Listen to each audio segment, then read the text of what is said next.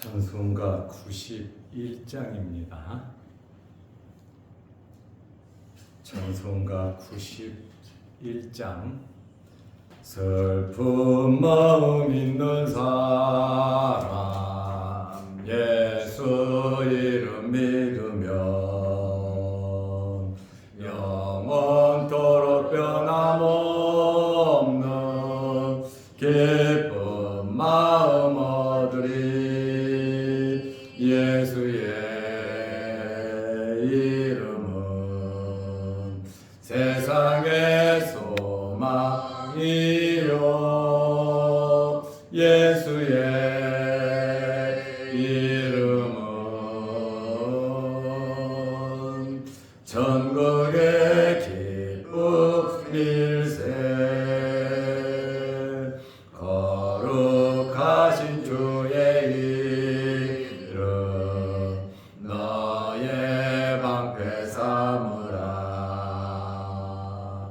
환난 시험 당할 때에 주께 기도드려라. 예수의 이름은 세상의 소망이요, 예수의 이름은 전국의 기쁨일세. 존귀하신 주의 이름 우리 기쁨 되도다. 주의 품에 안길 때에 기뻐 찬송 부르리. 예수의 이름은 세상의 소망이요, 예수의 이름은 전국의 기쁨일세. 우리 갈 길 나간 후에 보좌 앞에 나가 왕의 왕께 경배하며 면류관을 드리리. 예수의 이름은 세상의 소망이요, 예수의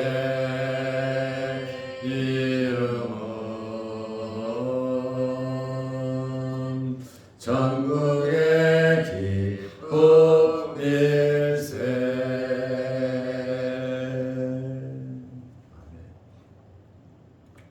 사도신경으로 우리의 신앙을 고백하겠습니다. 전능하사 천지를 만드신 하나님 아버지를 내가 믿사오며 그 외아들 우리 주 예수 그리스도를 믿사오니 이는 성령으로 잉태하사 동정녀 마리아에게 나시고 본디오 빌라도에게 고난을 받으사 십자가에 못 박혀 죽으시고 장사한 지 사흘 만에 죽은 자 가운데서 다시 살아나시며 하늘에 오르사 전능하신 하나님 우편에 앉아 계시다가 저희로서 산 자와 죽은 자를 심판하러 오시리라. 성령을 믿사오며 거룩한 공예와 성도가 서로 교통하는 것과 죄를 사하여 주시는 것과 몸이 다시 사는 것과 영원히 사는 것을 믿사옵나이다. 아멘. 하나님의 말씀 요한복음 8장 57절에서 59절 말씀까지 보겠습니다. 유대인들이 이르되 내가 아직 50세도 못 되었는데 아브라함을 보았느냐? 예수께서 이르시되 진실로 진실로 너희에게 이르노니 아브라함이 나기 전부터 내가 있느니라 하시니 그들이 돌을 들어 치려하거늘 예수께서 숨어 성전에서 나가시니라. 아멘. 59절 말씀까지 보았습니다. 유대인들이 계속해서 예수님의 말씀을 듣고 오해했습니다. 말씀의 의미, 말씀의 교훈을 몰라서 그렇습니다. 모르면 모르는 것을 인정하고 기도하고 연구하면서 말씀을 받아들여야 하는데 유대인들은 그렇지 않았습니다. 요한복음 8장 57절에 유대인들이 이르되 내가 아직 50세도 못 되었는데 아브라함을 보았느냐? 예수님에게 묻는 질문입니다. 예수님께서 2000년 전의 사람 아브라함을 봤냐? 예수님과 그 당시와 아브라함과의 연대 차이는 2000년 정도 됩니다. 예수님께서 누가복음 3장 23절을 보면 30세쯤에 공생애를 시작하셨다 이렇게 말씀을 하고 있고 지금 예수님은 3년 정도 공생애 생활을 보내시고 계시기 때문에 지금 33세 정도 되셨습니다. 그런데 예수님께서 아브라함이 내 때를 보기를 원했다. 오실 것을 알고 즐거워했고 예수님께서 오시니 기뻐했다. 그러니 아브라함의 모든 것을 다 알고 있잖아요. 그러다 보니까 예수님께서 51절에 사람이 내 말을 지키면 영원히 죽지 아니하리라 영생에 대한 말씀을 하셨단 말입니다. 그렇다 보니까 야 우리 선조 우리 조상 아브라함도 그런 얘기 하시지도 않았고 죽었다. 많은 선지자도 그 유명한 선지자들도 너와 같이 이야기도 안 하고 그들도 다 죽었다. 그런데 너는 도대체 누구길래 이렇게 월권을 해가면서 하나님처럼 말을 하고 있냐? 그러니 유대인들이 화가 나고 분할 수밖에 없었습니다. 예수님의 이 말씀은 진리고 진실이고 실제 있었던 사건을 말씀을 하셨습니다. 그런데 이러한 영적인 말씀, 진리에 관한 이러한 말씀을 그들은 육적으로만 이해를 했습니다.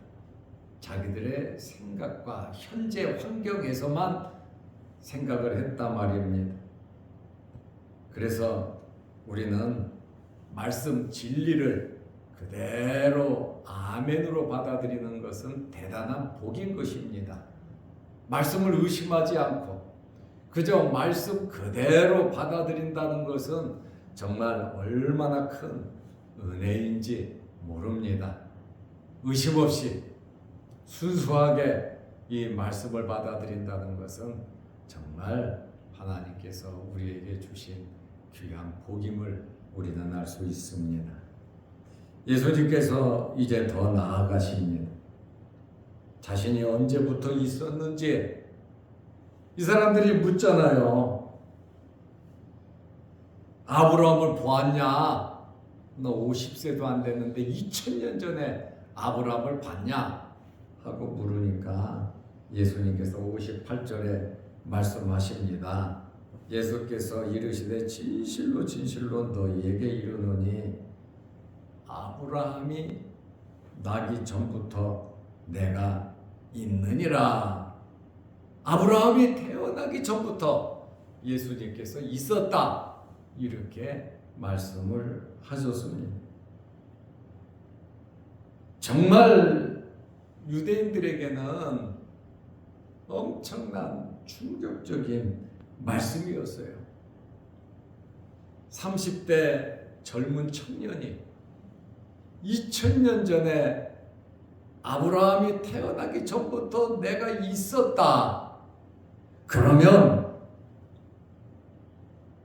앞에 있는 젊은 청년이 누구라는 말입니까? 하나님이라는 말이에요.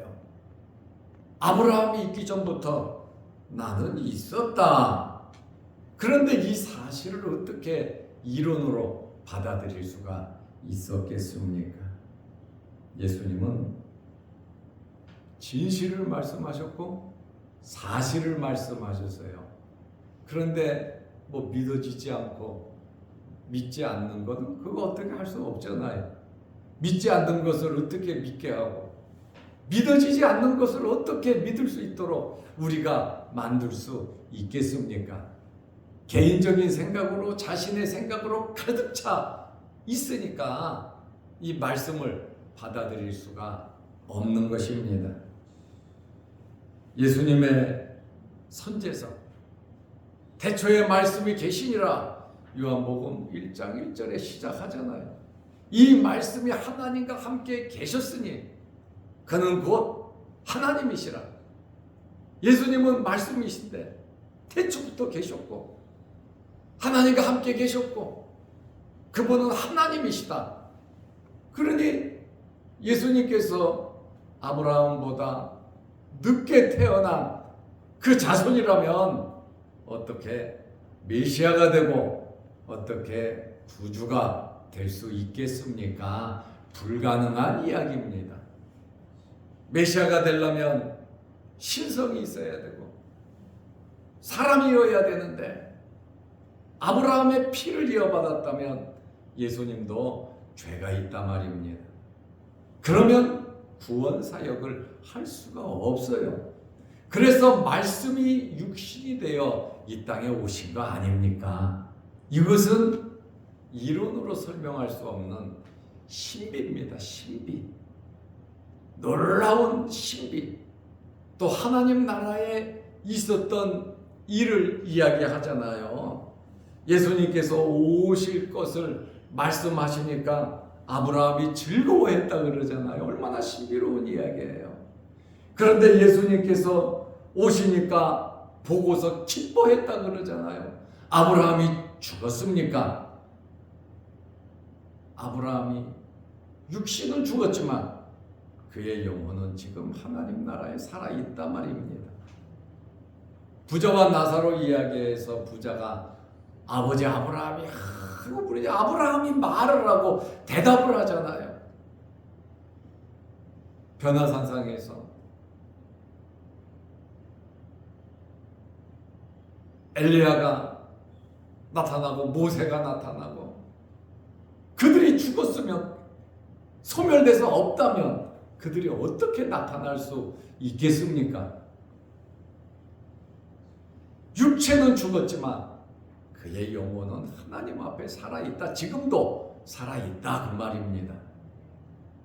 그러면 예수님 오실 때 부활할 것을 기다리는 거죠.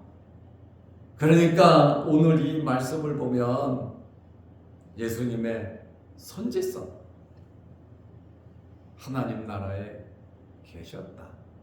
그리고 오셨다가 다시 부활 승천하여 하나님의 나라에 계신다. 그러나 이 땅에 오기 전에 하늘나라에 계셨다. 성자 하나님으로서 하나님의 아들로서 예수님은 선제에 계셨고 예수님은 영원히 알파와 오메가가 되시는 분이심을 우리는 이 말씀을 통해서 알 수 있습니다. 예수님께서 아브라함이 나기 전부터 내가 있었다. 이 얼마나 확실한 말씀입니까? 이러한 진리의 말씀을 하시고 나니까 유대인들이 어떻게 했습니까? 요한복음 8장 59절에 보면 그들이 돌을 들어 치려 하거늘 도저히 이 말씀을 듣고 분노가 일어나서 증오심이 일어나서 도저히 참을 수 없어서 돌을 들어서 예수님을 때려 죽이려고 했습니다. 왜 그랬습니까?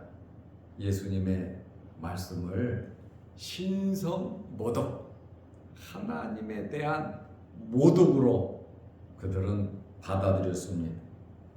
아브라함보다 먼저 있었다.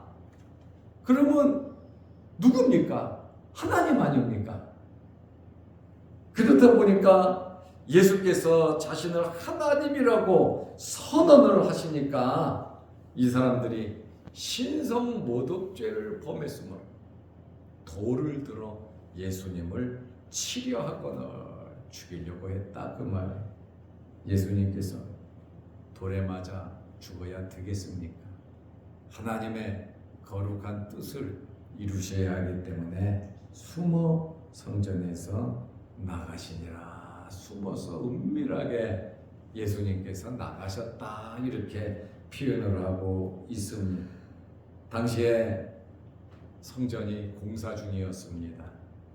그렇다 보니까 성전 주변에 돌들이 많았습니다.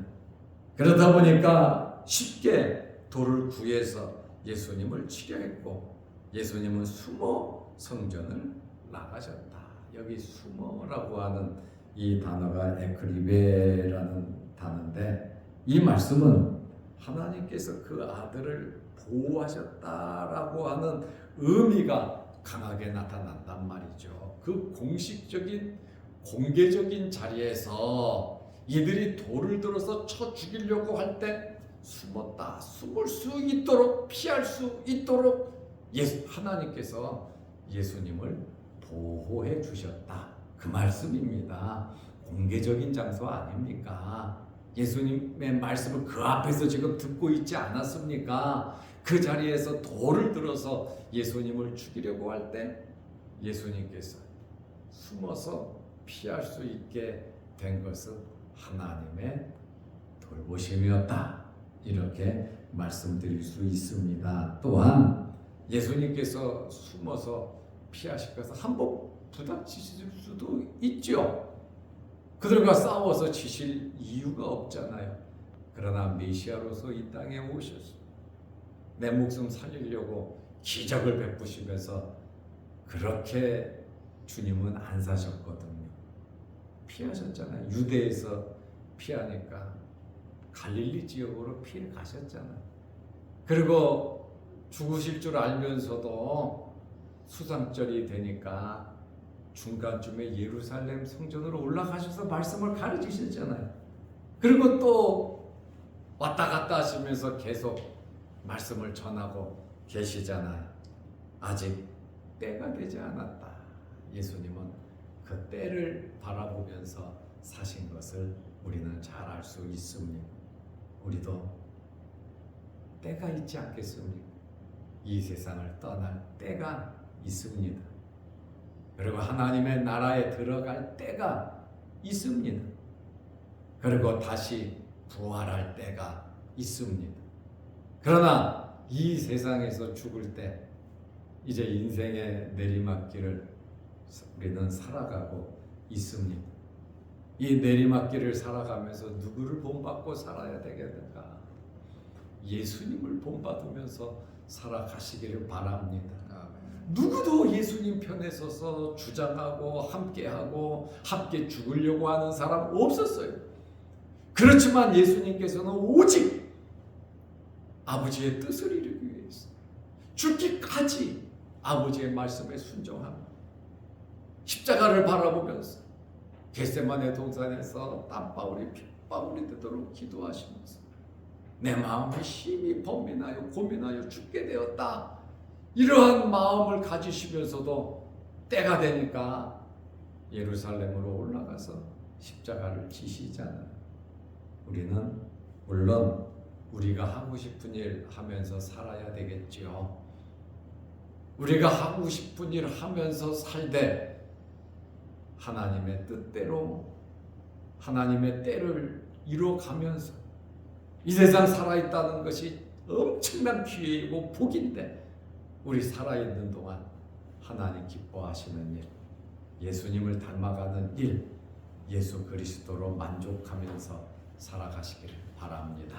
기도하겠습니다. 하나님 아버지, 한 주간 동안도 무더위 속에서 우리를 지켜주시고 하나님께 예배드릴 수 있는 은혜와 복을 내려 주심을 감사합니다. 새벽마다 주의 전에 나와 머리 숙여 기도하는 우리 장로님들, 권사님들, 또한 집사님들 함께 하셔서 하나님 앞에 기도할 때마다 하늘문 열리게 하시고 기도 제목마다 응답하여 주시며 우리의 삶이 예수 그리스도로 만족하게 하시고 하나님의 거룩하신 뜻을 이루어가는 우리의 남은 삶이 될 수 있도록 은혜 베풀어 주시옵소서. 또한 오늘 주말입니다. 내일 거룩한 주일을 잘 예비하고 준비하며 우리 인생의 최대 목표가 하나님께서 우리를 선택하신 목적이 하나님께 예배드리는 일임을 알고 예배드리는 일에 힘쓸 수 있는 우리 모든 성도들이 되게 하옵소서. 내일 거룩한 주일을 잘 예비하기 위해서 오늘 주의 전에 나와 힘쓰고 애쓰며 봉사하는 모든 성도들에게도 하늘의 신령한 은혜와 복과 건강을 내려 주옵소서. 또한 영상을 보면서 함께 말씀으로 은혜 나누는 성도들에게도 그 신복을 내려 주옵소서. 주님께서 자양동 교회와 우리 모든 성도들의 가정과 직장과 생업과 사업장과 자녀 손들 위에 함께하여 주셔서 우리 자녀들이 주 안에서 믿음 안에서 잘 자랄 수 있도록 주님 도와 주옵소서. 예수님의 이름으로 기도하옵나이다. 아멘. 하늘에 계신 우리 아버지여, 이름이 거룩히 여김을 받으시오며 나라의 마옵시며 뜻이 하늘에서 이룬 것 같이 땅에서도 이루어지이다. 오늘날 우리에게 일용할 양식을 주옵시고 우리가 우리에게 죄 지은 자를 사하여 준 것 같이 우리 죄를 사하여 주옵시고 우리를 시험에 들게 하지 마옵시고 다만 악에서 구하옵소서. 대개 나라와 권세와 영광의 아버지께 영원히 있사옵나이다. 아멘. 자유롭게 기도하시기 바랍니다.